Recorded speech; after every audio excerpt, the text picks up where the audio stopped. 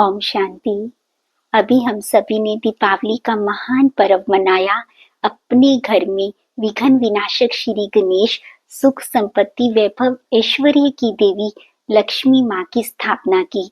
परंतु अगर हम ये चाहते हैं कि स्थायी तौर पर ये हमारे घर में टिक जाएं, कभी भी इनका हमारे घर से जाना ना हो, तो उसके लिए मनाया जाता है ये टीके का, भाई दूज का महान पर्व।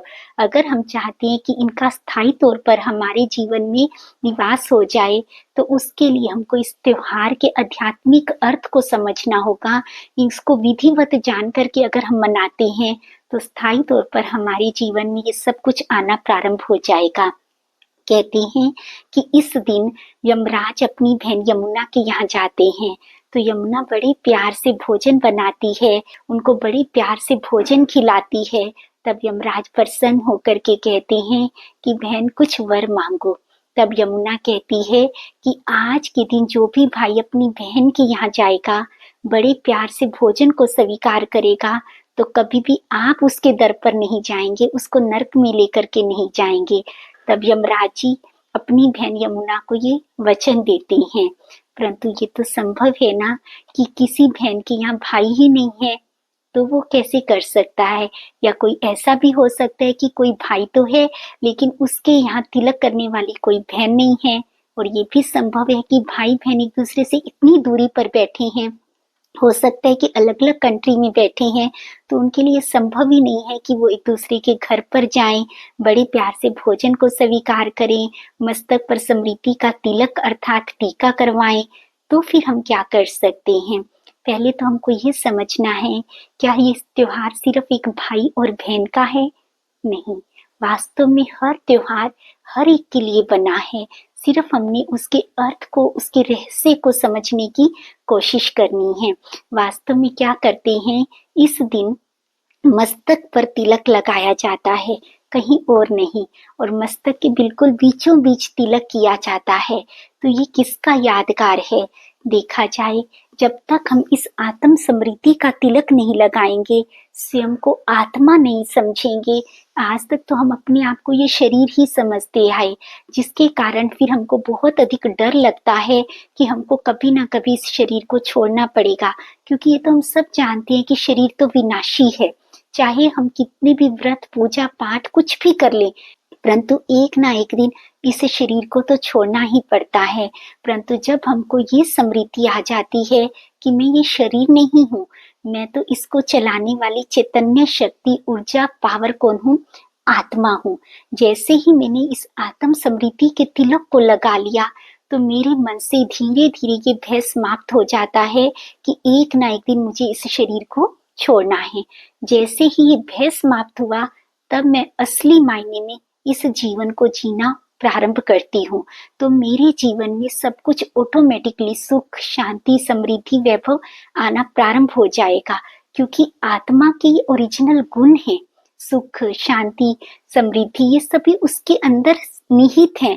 परंतु चूंकि हम इसको ही भूल गए थे, तो ये भी हमारे जीवन से सब कुछ चला गया था। परंतु जब हम अपने आप को इस आत्म समृद्धि का तिलक देते हैं, तो हमारे जीवन में सारी खुशियां आनी शुरू हो जाती हैं। हमारे मन से मृत्यु का डर खत्म हो जाता है, हमें इस चीज का भय ही समाप्त हो जाता है कि कभी यमराज आएगा हमको लेने के लिए। जब हम अपनी आत्म समृद्धि में टिकते हैं, तो हमारे से शुभ कर्म भी होने आरंभ हो जाते हैं, जिसके कारण हमको कभी भी यमराज की सजाओं का भागीदार नहीं बनना पड़ता। तो वास्तव में क्या है, हर एक आत्मा को स्वयं को आत्म समृद्धि का तिलक देना है।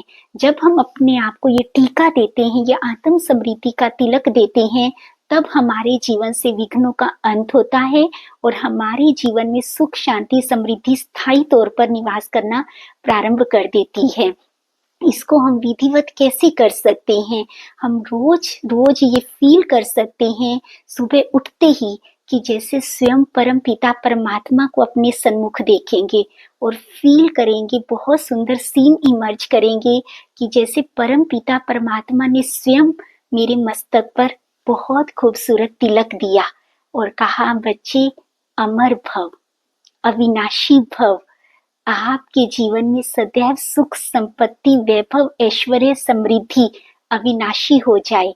आप सोच करके देखिए कि परम पिता परमात्मा ये वरदान देंगे। क्या परमात्मा के वरदान को भी दुनिया में कोई टाल सकता है? बिल्कुल नहीं टाल सकता। तो हमें ये भाई दूज का तिलक सिर्फ एक दिन नहीं, हर रोज देना है। और किसके द्वारा दिलवाना है स्वयं को? स्वयं परम पिता परमात्मा के द्वारा। जैसे ही हमारी आंख खुलती है, सामने बड़े प्यार से परम पिता परमात्मा को देखना है। देखना है कि वो कितना सुंदर सूर्य की तरह चमक रहा है, उनसे अनंत शक्तिशाली किरणें निकल रही हैं। बड़े प्यार से उनको गुड मॉर्निंग करेंगे, दिल से धन्यवाद देंगे और अब फील करेंगे कि जैसे स्वयं परम पिता परमात्मा ने आपके मस्तक पर अविनाशी तिलक दे दिया और इस तिलक के लगते ही मेरे जीवन में सुख समृद्धि शांति वैभव स्थायी तौर पर टिक गया है और मेरे जीवन से सदा काल के लिए इन विघ्नों का अंत हो गया है। आप रोज ये तिलक लगा करके देखिए, आपको बहुत सुंदर अनुभूति होगी। आपके जीवन में सब कुछ आना प्रारंभ हो जाएगा। विघ्न आ रही हैं तो उन विघ्नों का भी अंत होना आरंभ हो जाएगा। और फिर दूसरा क्या करना है, ये तो हुआ कि स्वयं को तिलक देना, परंतु हर एक आत्मा को भी क्यों देना है? देखा जाए, हर एक आत्मा किसकी संतान है? परमपिता परमात्मा की। तो इस नाते से हम सब कौन हो गए आपस में? परमपिता परमात्मा के बच्चे, भाई भाई हुए ना। अगर हम आत्मा शरीर के नाते से हर एक का रिश्ता अपना अलग अलग है, कोई भाई का रिश्ता निभा रहा है, कोई बहन का रिश्ता निभा रहा है, कोई पिता का रिश्ता निभा रहा है, कोई माँ का रिश्ता निभा रहा है। माना रिश्तेदार हमारे किस तौर पर आए, शरीर के तौर पर सबके अलग अलग हैं, परंतु यदि हम आत्मिक रूप में देखा जाए तो हम सबका एक पिता है और वो है परम पिता परमात्मा। और हम सब आत्माएं आपस में भाई भाई हैं। ऐसा करने से क्या होगा, जब हम दूसरे को आत्म समृद्धि का तिलक लगाते हैं, अर्थात हम दूसरे को क्या देखते हैं कि वो मेरा आत्मा भाई माना परम पिता परमात्मा का बच्चा है। ऐसा करने से क्या होता है, ऐसा करने से हमारे दिल में हर एक आत्मा के प्रति रिगार्ड आता है, प्यार आता है। क्योंकि जब हम शरीर के तौर पर देखते हैं तो हम शरीर के तौर पर क्या देखते हैं, ये पद में छोटा है, उम्र में छोटा है, किसी हैसियत में छोटा है, तो हम इस तरीके से देखते हैं। तो फिर हम किसी को जो हमसे ऊंचे हैं, हमसे बड़े हैं हैसियत में उम्र में, उनको तो हम सम्मान प्यार देते हैं, लेकिन जो हमसे छोटे हैं शायद हम उनको उतना रिगार्ड प्यार नहीं दे पाते हैं। जैसे हमारे मान लीजिए कि ऑफिस में जो भैया गेट खोलते हैं, शायद हम उसको उतना रिगार्ड नहीं देते हैं, परंतु जो हमारे बॉस हैं उसको हम कितना सम्मान और प्यार देते हैं। परंतु ये तो गलत है ना, क्योंकि वो शरीर के नाते से हर कोई अपनी अपनी ड्यूटी निभा रहा है, तो ड्यूटी के अकॉर्डिंग रिगार्ड तो देना पड़ता है, परंतु रिस्पेक्ट और प्यार तो हर एक आत्मा के लिए एक जैसा होना चाहिए ना। क्योंकि आत्मिक रूप में हम सभी एक जैसे हैं। जब हम इस दृष्टि से देखना प्रारंभ कर देते हैं कि ये सभी आत्माएं मेरे परम पिता परमात्मा के बच्चे, मेरे भाई हैं, तो आपको ढेर सारी परम पिता परमात्मा की ब्लेसिंग्स मिलती हैं। जब आप उन आत्माओं को इतने प्यार से, रिगार्ड से, इतनी रिस्पेक्ट से देखते हैं, तो उन आत्माओं की भी आपके प्रति बहुत दिल से दुआएं निकलती हैं। एक बार आप करके देखिए, चाहे कोई भी आत्मा है, किसी भी पद पर है, किसी भी उम्र की है, परंतु हर एक के प्रति अपने दिल में सेम प्यार और रिगार्ड रखिए। फिर देखना आपका जीवन कितना सुंदर हो जाएगा। आपका जीवन सर्व की दुआओं से भरपूर हो जाएगा। और दुआओं में वो शक्ति है जो आपके जीवन को निर्विघ्न बना सकती है, आपके जीवन में हर प्रकार की इच्छा को पूर्ण कर सकती है, आपके जीवन में सुख समृद्धि वैभव ऐश्वर्य हर चीज को ला सकती है। तो दुआएं कमाने का सबसे सुंदर साधन है हर एक को आत्मिक दृष्टि से देखना, हर एक को इस रूप में देखना कि सभी आत्माएं मेरे अपने भाई हैं। तो अभी कुछ दिन का एक्सपेरिमेंट करके देखिए कि हर एक को, मुझे उसके शरीर को, उसके पद को, उसकी उम्र को, उसके रंग को, किसी चीज को नहीं देखना। मुझे सिर्फ हर एक के मस्तक पर चमकता हुआ सितारा देखना है, उसको दिल से प्यार और रिगार्ड देना है और उसकी हर एक की सिर्फ विशेषता को देखना है, कभी भी किसी की कमी को नहीं देखना है। कुछ दिन करिए, देखना आपका जीवन कितना ना अधिक सुंदर हो जाएगा। और तीसरा हमको क्या दिखाते हैं कि जैसे यमराज जी ने यमुना के यहाँ जाकर के भोजन किया, है ना, जिससे वो प्रसन्न होकर के उनको वरदान देते हैं। तो वास्तव में कौन सा हमको भोजन करना है, यहाँ स्थूल भोजन की बात नहीं है, मन के भोजन की बात है। हमको एक और नियम बनाना है कि प्रतिदिन मैं कुछ टाइम, माना कम से कम आधा पौना घंटा स्पिरिचुअल नॉलेज अवश्य लूंगा, क्योंकि ये वो ज्ञान होता है, ये वो भोजन होता है जो हमारी आत्मा में बल भरता है, हमारी आत्मा में शक्ति लाता है, जिसके आधार पर हम अपने विघ्नों का भी अंत कर सकते हैं और हम अपनी हर मनोकामना को, शुभ मनोकामना को भी बहुत आसानी से पूर्ण कर सकते हैं, जिससे हमारा जीवन बहुत अधिक सुंदर बनना प्रारंभ हो जाता है।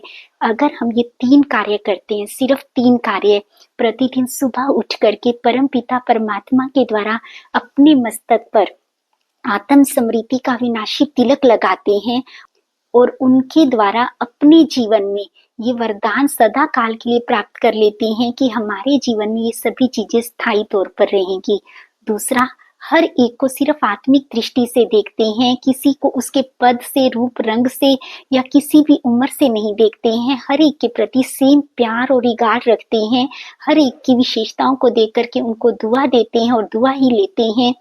और तीसरा, जब हम रोज ज्ञान का भोजन करते हैं, स्वयं को स्पिरिचुअल नॉलेज देते हैं, तो देखना आपका सचमुच भैया दूज का बहुत सुंदर त्योहार हो जाएगा और आपके जीवन में सदा काल के लिए ये सभी चीजें आ जाएंगी। सदा काल के लिए आपके जीवन में श्री गणेश और श्री लक्ष्मी जी का निवास हो जाएगा और आपका जीवन सबसे अधिक सुंदर हो जाएगा। हम आशा करते हैं कि आपको इस क्लास से कुछ ना कुछ फायदा अवश्य हुआ होगा।